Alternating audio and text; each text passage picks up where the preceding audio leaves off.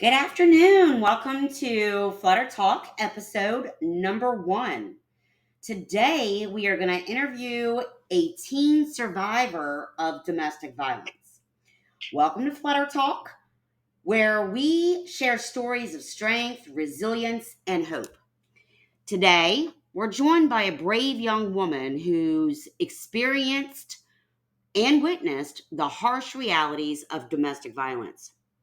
We thank her for her courage and for sharing her story with us today, as I'm sure what you'll learn from her today will make hearts flutter. So, first, I want to thank you for being here. And for starters, could you tell us a little bit about your background and the family dynamics before the domestic violence began? Of course, I'm happy to do this. I had a really good childhood starting up. My mom was a single mom because she and my dad had divorced when I was like 6 months old. And it was joint custody. And it was me, my older sister, who was 2 years older than me, and my older brother, who was older by 8 years. And can you tell me, what was the dynamic? Like, did you had a happy childhood, but were you, um, was there, instability? I'm assuming your mother was single. Yeah, she was single. It was very hard for her because for a while she was supporting my two siblings and our older cousin, so she was single supporting 4 kids. And Wow. then she had to work a lot, and it was hard for her to keep up with bills and everything, but she never fell short. Wow, that's amazing. And as you were growing older, briefly touch on like your relationship with your siblings. How did you go on vacation? Did you ever have any fun? Like, tell me a little bit about that. Yeah, we would always be doing fun things. We would go to play at the park. We would go to water parks. Our mom would take us to Ocean City and different amusement parks Oh, and things wow. like that. And she always made sure that we were having fun. And even when I was a toddler and she was writing her first book, Dear God Book 1, she I couldn't be in daycare anymore because she couldn't afford it because it was very expensive and the financial situation. And so she Right. would take me to Chick-fil-A to play and eat ice cream cones and have a blast every single day while she attempted to focus. Wow. And she wrote a book while you were playing in the play place, huh? Yeah, and she was doing college classes and she was working. She did it all. Oh, wow. Well, thank you for giving us that little background so we have a good understanding of what your life was like before the violence began, right? I think it's important for our listeners to, you know, possibly even if they're in the situation right now, to even go back into a place in their memory where life was good or at least better, right? So we can, together with your story, hopefully pull them out of that hamster wheel. So thank you for your introduction. My next question would be, when did you first realize that something was wrong at home?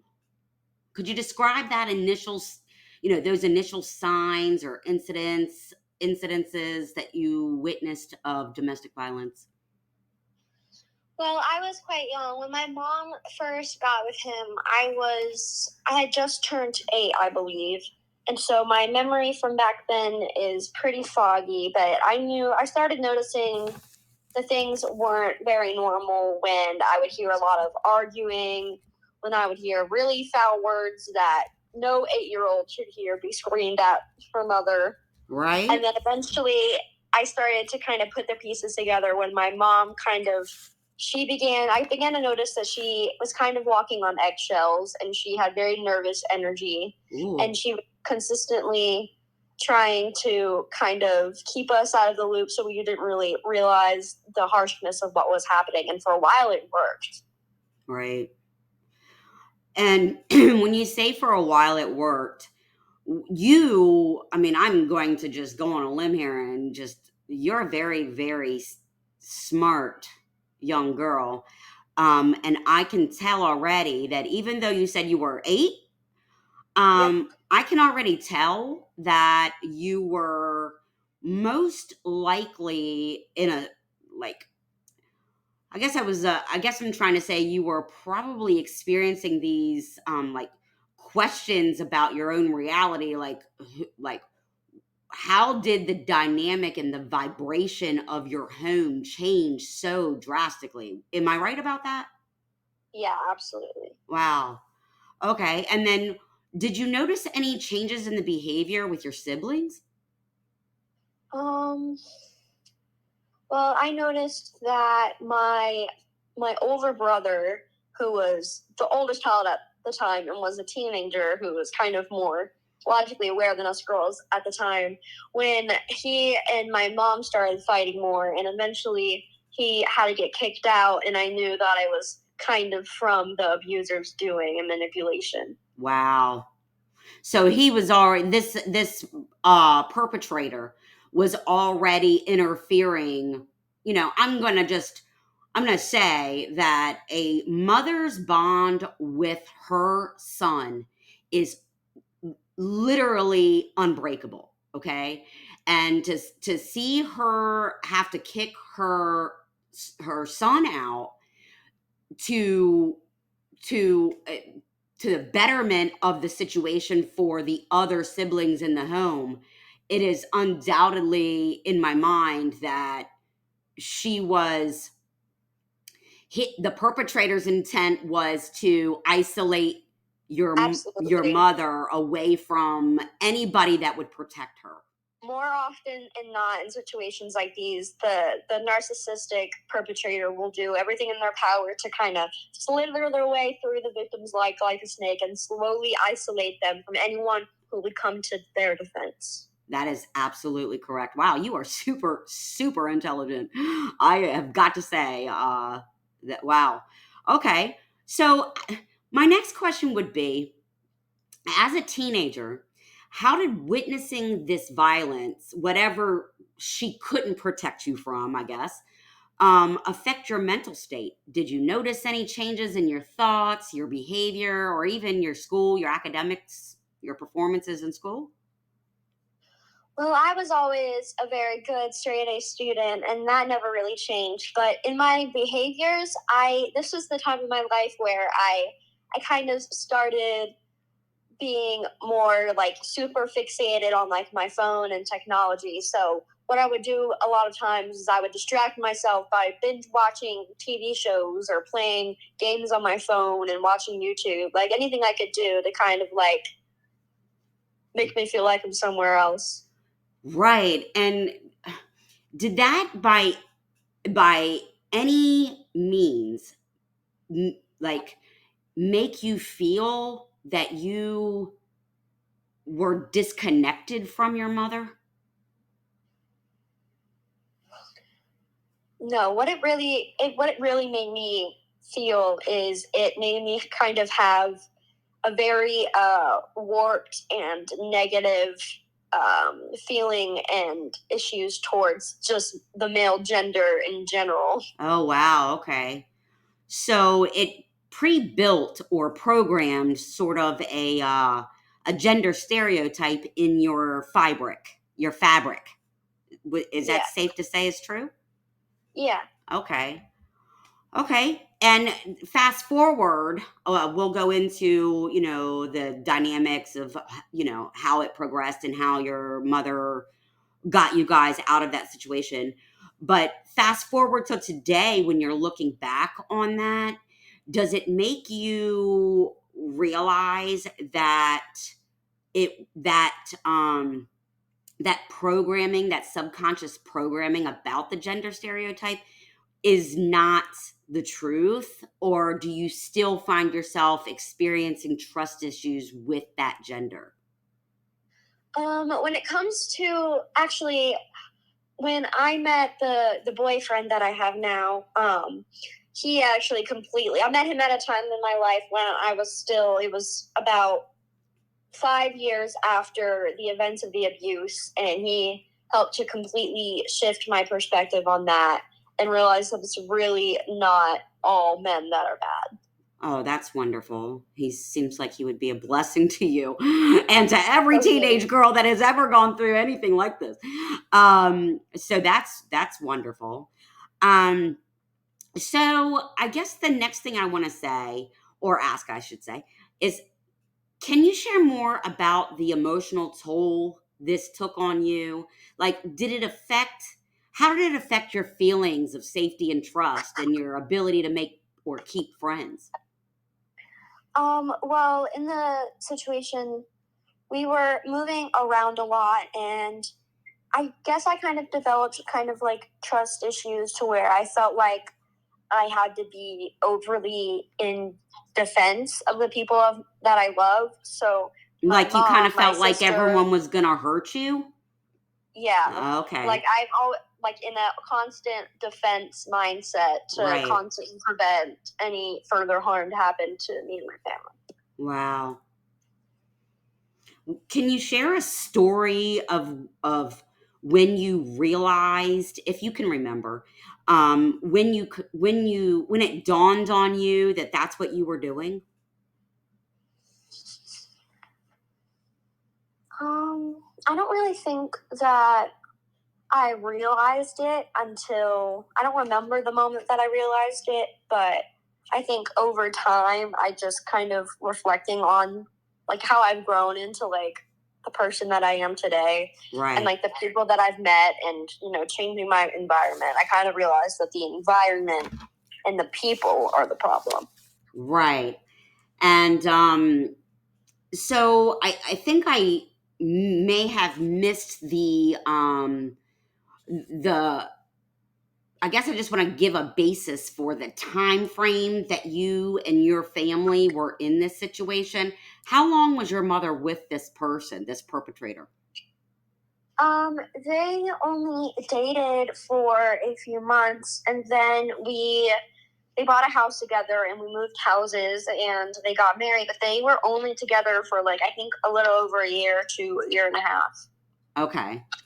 Wow. So in 1.5 years to 2 years of being in this toxic, violent environment, it caused you, so far we're talking about 5-6 years into the future of still trying to erase or reverse the damage. Would you agree with that? Yes, I would. Wow. So, I'm only asking that for the people that are currently in this situation, in an abusive relationship, especially the mothers, so they can really see eyes wide open of the devastating effects after the victim leaves the abuser. Would you agree that after the your mother left, the ripples or the trauma effect continued? You would agree with that because you're saying that 5 years later you were still dealing with the trust issues, right?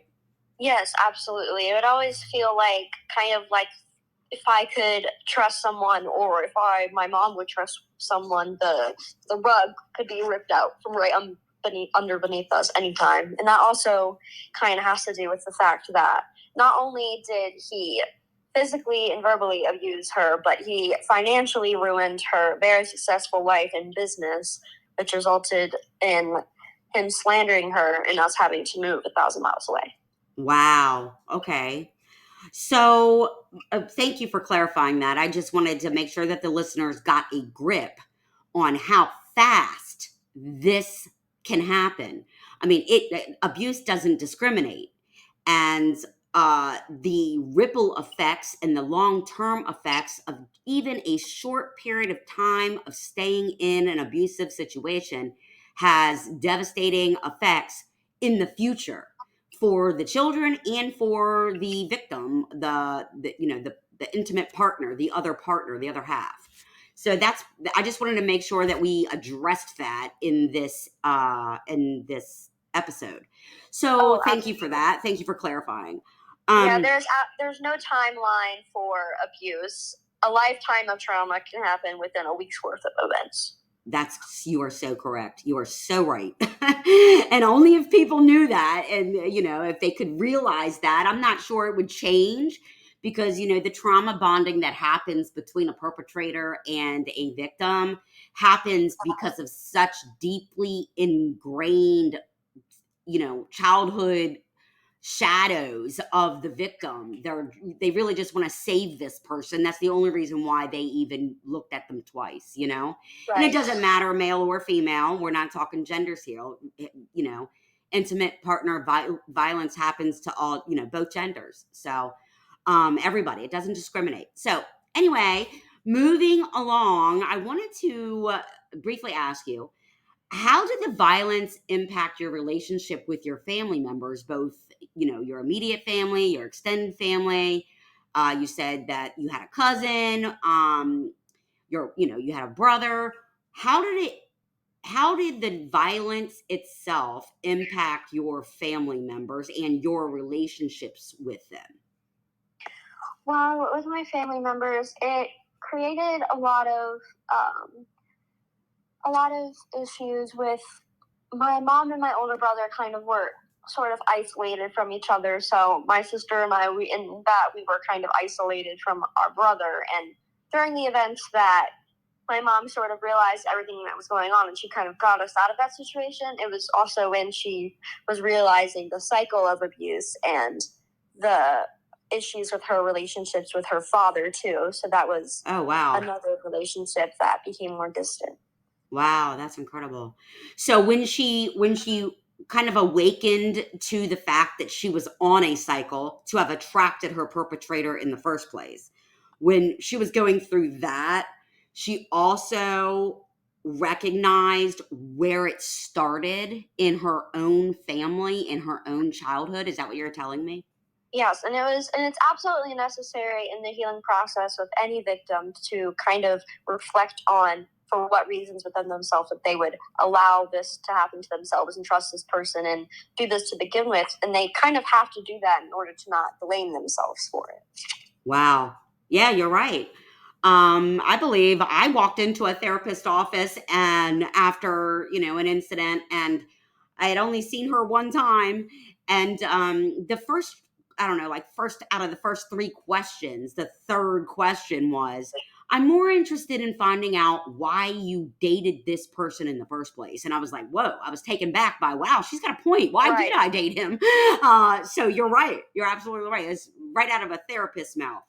Are you aspiring to be a psychologist, a psychiatrist, or a therapist later in life? I'm curious. I'm not sure yet. I mean, I do have a lot of interest in all things psychology and things like that, but I also have a lot of interest in like writing and forensic science fields. So. Oh, nice. Well, maybe you could be a journalist for domestic violence situations and write people's story and be their voice. They're just throwing that out there. You're inspiring me.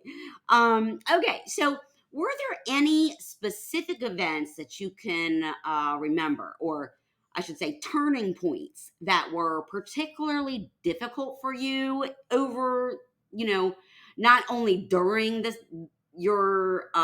while living in this environment, but after you left and after your mother was picking up the pieces to move on and putting herself back together again, like Humpty Dumpty, if you will? Were there any specific turning points that were difficult for you in that phase? It was definitely a big adjustment to move across the country and start new. So it was definitely hard for me to kind of rediscover kind of who my family was in this brand new place without this person and not letting that affect us. So I do think I struggled a lot with making friends and things like that. So I was a little lonely and I was a little depressed. Wow. And how did you see yourself out of that? Even if we're not going into your medical diagnoses or anything, I'm not trying to violate that there. I just want you to touch on, if it was making you depressed that you were kind of isolated from the world or your family or your old friends, looking back on that, are you glad you made the move? Oh, absolutely. Would you ever move back to your hometown? Nope. Even as an adult, like later on, you're just gonna, you've tell me what you love about where you were moved to without telling us your location. Well, you can't heal in the environment that hurt you, and this place is definitely not there. So, Wow. I want you to say that again, and I want to make sure that my listeners can hear you loud and clear. Can you say that one more time? you can't heal in the environment that hurt you. You cannot heal in the environment that hurt you. So if your mother's cycle of abuse or the trauma bonding that she was going after for validation in the wrong romantic partners, if that started in childhood, it was probably a father thing or a mother thing, something she wasn't receiving something she needed in childhood. And so she had to look for that and get the validation from all of the wrong romantic partners and even friends, I'm sure, in her future, right? So, in order for her to do that, she absolutely had to move you away from the environment, especially if she grew up in that town, right? Yes, absolutely. Especially if her father or mother were still living and in that town, right? She had to move away to heal. It's like when you're in the airplane, right? And if the oxygen masks fall down, the flight attendant told you at least once on that flight that you have to put your air mask on first. Would you agree with that? Yes. And that right there is the reason why you are walking out of this experience of your life that could have been otherwise devastating, because this is exactly the thing that causes addictions, suicide, promiscuity. I can't even say the word promiscuous. Women to be promiscuous. And it's exactly the kind of thing that leads to overdoses and deaths and suicide. And without you knowing or being aware or awakening to this cycle, a victim cannot make the changes they need to give the oxygen mask to themselves and then to their children. So that is, I mean, I have bumps even repeating it. Like literally, I'm goosebumping right now. So that is just hugely remarkable. Okay, let me move on because I'll talk about that for another 20 minutes. Okay, so that was pretty brave of you, and like you should get a Nobel Prize for even stating that sentence that way. You're highly intelligent. So I would definitely agree that you know what you're talking about as far as being a survivor of abuse. Because even though this perpetrator wasn't, or maybe he was, physically hurting you, but all of the witnessing of the abuse of the parent by the other supposedly parent in that parental role, all of the other things, the verbal abuse you explained earlier and described, everything else would have otherwise placed you in the trauma bonding need where as you grow older and grow into your 20s and go into college, you will have an empathetic, I guess, attraction to the other or whatever sex you are attracted to that need help and that would literally repeat the same pattern of abuse with you, and you would stay there. And that is the cycle of abuse that starts from the childhood trauma. So how did your family cope with the aftermath of this violence? What steps were taken to seek help or to seek support. Can you go into that or touch on that a little bit? Yeah, well, we moved to Florida, and that was kind of the step to seek help or support. But we we moved away, and we kind of were more careful about who we let into our lives and things like that. Okay. So, as a family, your coping mechanism was to check and double check, maybe take a blood test and a credit report and a resume before anybody else was allowed into the circle of trust. Is that what you're telling me? Yeah, to kind of like reflect on how we deserve to be treated. Ah, and what revelations came from? I just want from your perspective, and I didn't ask, and I don't want to know what your age is, but if you can give me this like a 5-year span, are you like between 15 and 20? Is that how old you Yes. are? Okay, so what perspective did you have on that, or do you have on that, on looking back, or looking back on that time frame? What were you thinking as far as who were you going to allow? What are the signs of abuse? Did you learn all of the signs of abuse by that point, or were you still learning? Well, I mean, I was and still am very young, so. Okay. So would you, if you were gonna, let me ask, if you were at the movies with your boyfriend and there was a couple arguing and he just, did something violent, or you could tell somebody needed help, would you be able to identify if a victim needs help? Yes.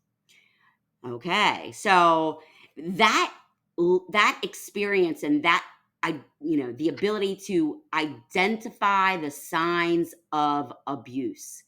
Can you elaborate just a tad on what you know about those signs? What are some of the signs?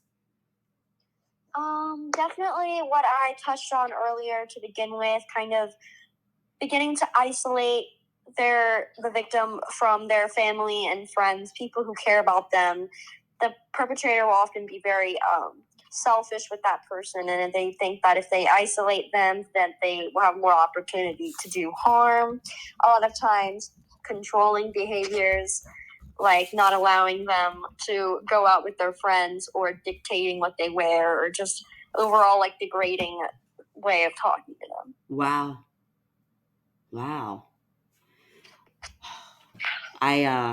I'm just speechless at how much you know about abuse at such a young age. Okay, so and I'm assuming your family collectively learned these signs and discussed them. That's kudos to your the leaders in your life for showing you and pointing them out that you know not only did she forgive herself, but she forgiving herself for having her children even know the signs is probably what was the most painful for her. But once it's done, it's done. It's not her fault, right? And she has to forgive herself in the first place. And it's pretty Yes. remarkable to see where you are now as to where you were 5 years ago. It's pretty amazing. So how are you and your family doing now? What steps have you taken towards healing and rebuilding your lives?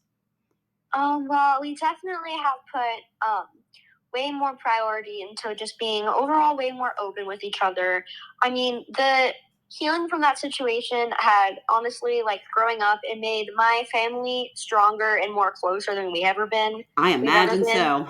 Yeah, so we are all best friends. We tell each other everything, and we were able to get like help, like therapeutically and psychiatric help and things like that, and just having the support of each other, that's been more than helpful. So you're closer with your sisters, brothers, and your mother, I'm assuming, now than you were back then. Yes, absolutely. Wow. So that right there should be the key motivation for a victim to leave their abuser. They do have something to look forward to.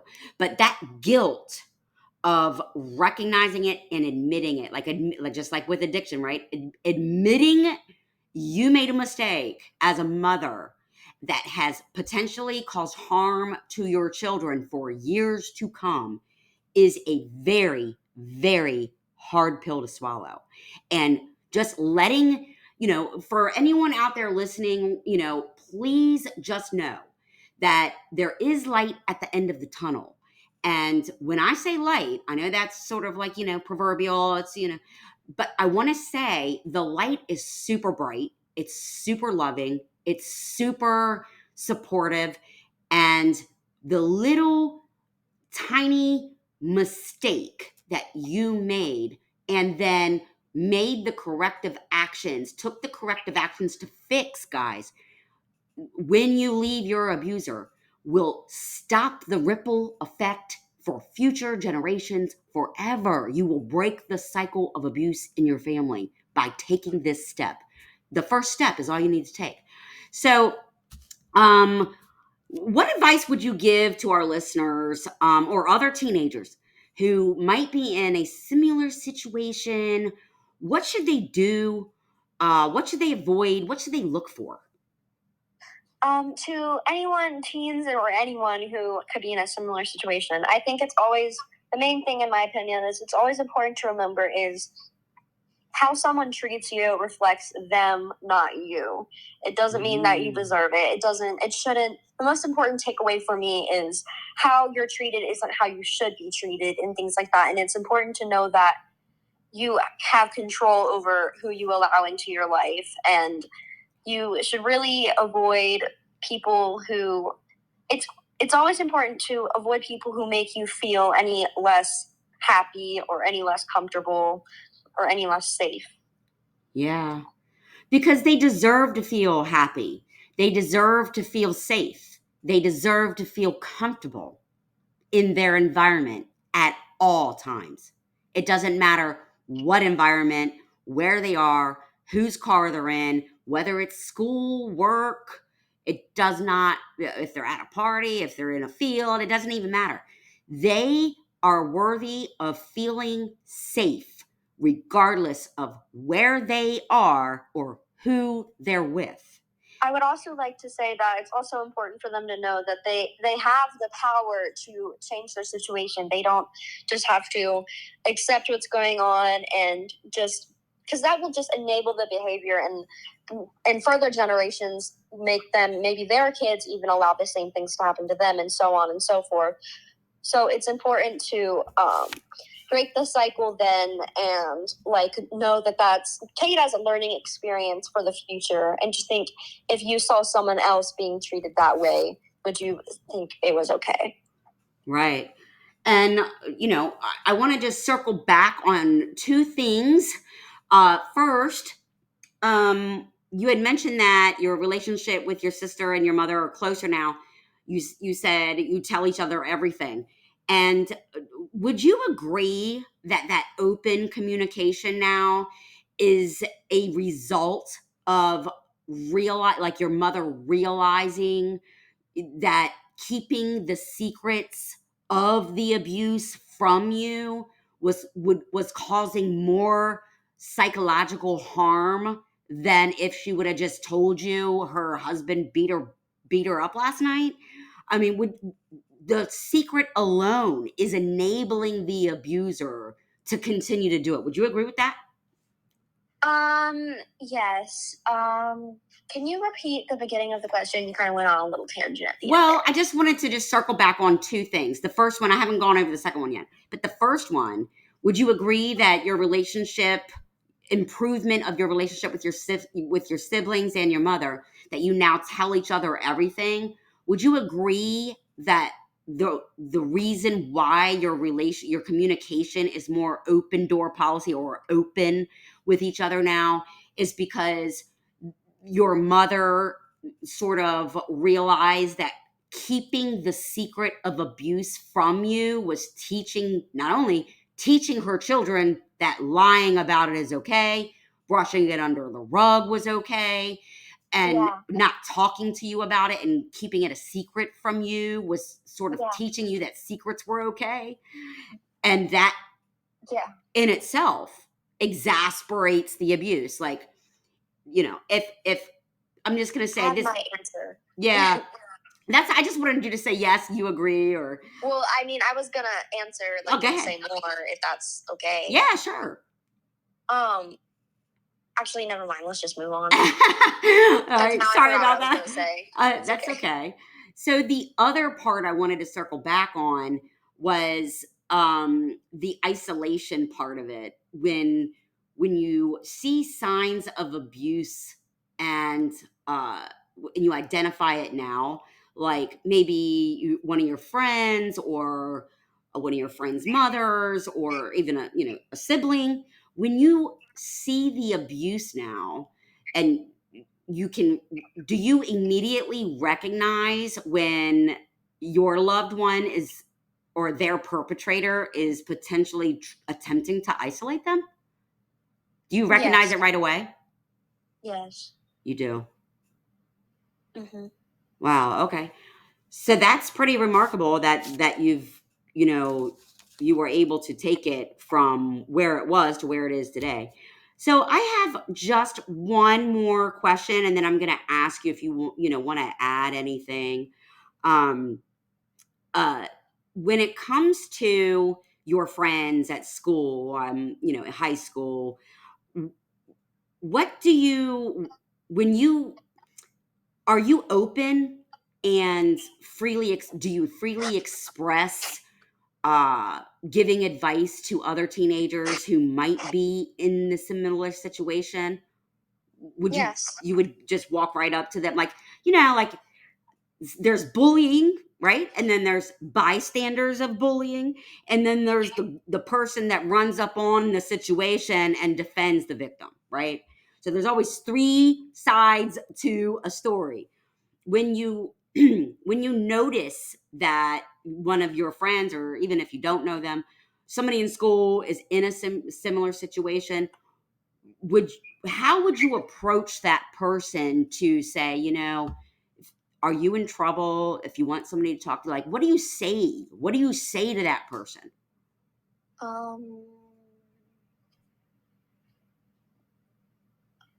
Would you say, like, hey, I just wanted to let you know that you deserve better, and if you need a friend, I'm here. Here's my number.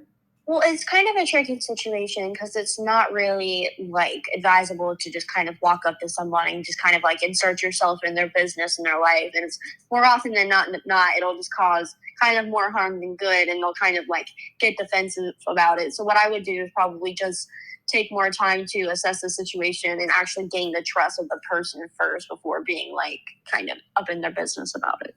So you would that's remarkable, to be honest, because that is the only way in, and that is the only way to reach somebody and provide support. And that's just remarkable because from my perspective, when I was going through my situation, I felt like I couldn't tell any of my friends what was going on at home, and a lot of my friends I've had for years and years and years. I felt like I couldn't tell them. So it was by the time that I decided to leave, it was one of those situations where it was kind of hard to believe. And that is the spiral of silence theory. That is a theory of communication where everyone brushing it under the rug feels better about it. And let's be honest, being a victim of abuse is embarrassing. It's humiliating, to be honest. So that teenager that we were just talking about in that hypothetical situation would feel on the defense if somebody walked up to them and, hey, if you deserve better, here's my card. Here's my. There's also that factor of fear. Right. And fear on your end or fear on their end? Theirs, of course. Theirs. Like fear, like they got found out and now their abuser is going to whip their butt because of it, kind of fear. It could be any of those. Right. The retaliation fear. So I just wanted to say, thank you for coming on the show. And I wanted to ask you, out of everything that we talked about today, is there anything else that you would, you want to add? Anything you want to tell our listeners about your journey, or any advice you can give them for theirs? Another thing that I just want to reiterate is that to anyone who has been or knows someone in a situation like that, it's always important to remember that the way that you are treated, it's always important to remember how it made you feel, even if other people think it may not be important. It's important to know that that's not what you deserve, and just because someone treats you wrong, it's a reflection of them and not you. Yeah, that's beautiful. I got to tell you, your strength and resilience is truly inspiring. And we hope your story helps others who might be going through similar situations.